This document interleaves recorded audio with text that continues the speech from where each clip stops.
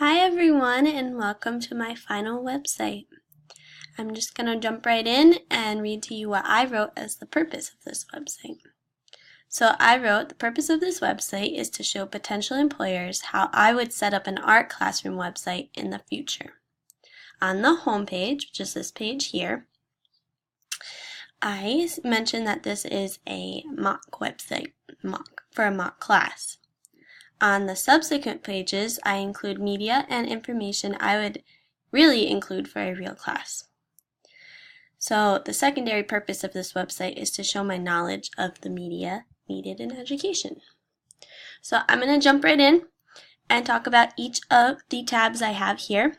I have a home page, classroom news, calendar, homework, student work, class policies, and resources. I decided to do 7 because it was really easy for me to split up class policies and resources. So on the home page here, I state where it's a mock website, but that's the only time I do that. And down here, right below that, I have a little podcast that introduces people to my website.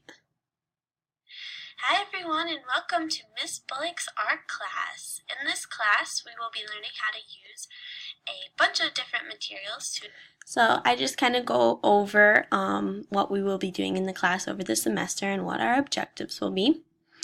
Below that, I have an About Miss Bullock, which I have a little paragraph here that kind of introduces me, and then a video that further goes into why I'm a teacher. And below that, I have a video I kind of titled here as I believe you should follow your dreams. It's more about me and my experiences and why I think art is so important. And then on the right here, I have if you have any questions, and this is a little form that you can fill out, and what's really cool is that I was able to set it up where it actually sends me an email if you were to do it right now. So that's cool. And below that, I have a button that doesn't actually lead to a website, but if I ever was a part of a high school, I could just put the link in here and you could click it and go to the school's website. So next, I have a classroom news. Here is where I have a little podcast that describes what we'll be doing this month, most specifically, and a little bit of an overview of that. Below that, I have my mini lesson, and then a couple of online videos, basics of drawing and worst mistake acrylic painters can make. So a couple of videos that would help my students specifically if they ever had questions about those 2 things. And again, I have the email form over here. That's on every page, so very easy to access. Next, we have my calendar. This page I'm really proud of because I made this calendar with a table and I was able to block out the different sections in different colors for assignments and different things. So here we have assignments due in blue, so you can go and find those dates. So say I want to look at the 10th, go down here, oh, my sketchbook assignment number 10 is due. So that's really cool. I have art quizzes, art history quizzes in red, so it's just an overview of what those quizzes will be on. And then in green up here, I have field trips. So this one, I made a little mock field trip to the MoMA, so the Museum of Modern Art. Below that, I have more information on that trip. And I was really proud of this because I have the date, I have a link to the website, the MoMA website, and then I have this little Google map here, which I was really proud that I was able to embed that in there. I think it looks really professional and nice. So scrolling back up, we go to the homework page. On our homework page, I think I need to make this a little bit more robust, but right now, I have what art history period are we studying this week, and it's just my little video on the Impressionist movement, and it shows some of the artwork and the artists. So I also say here, if you take a look at our calendar, you'll see that the quiz is on Friday, May 4th. Visit the resource page to find helpful flashcards to prepare yourselves for the quiz. So kind of direct them how they can study for this quiz. Next we have student work, which doesn't actually have any student work on it because I don't have any students. But I said here, whenever you finish an assignment or project that you are super proud of, we can upload and scan it here. Below I have included some of my own work to show you what this page could look like. So again, I have some of my own stuff. I have a Photoshop tutorial, which I thought would be actually helpful for the art students if they wanted to check that out. And then I have a couple of my darkroom photography photos. And that's my own work, just to show that we can scan things in, we can just upload things, different stuff like that on this page. Next we have class policies. This page is kind of about things that I will be looking for in the classroom. So again, I have my social media statement here, which I was able to make a photo of and then put in so that you can click through it like this, which I thought was really cool. So, and then I have the photos included in that. So, you can read through that. Below, I have a great social media site for education.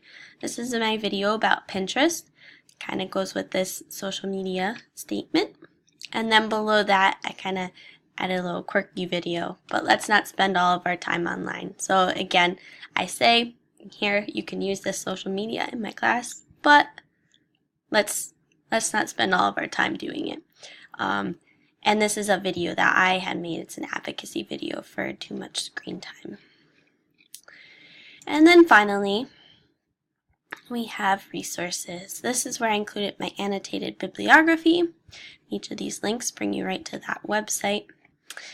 And this week's Impressionism movement flashcards, which I mentioned on the other page, are right here.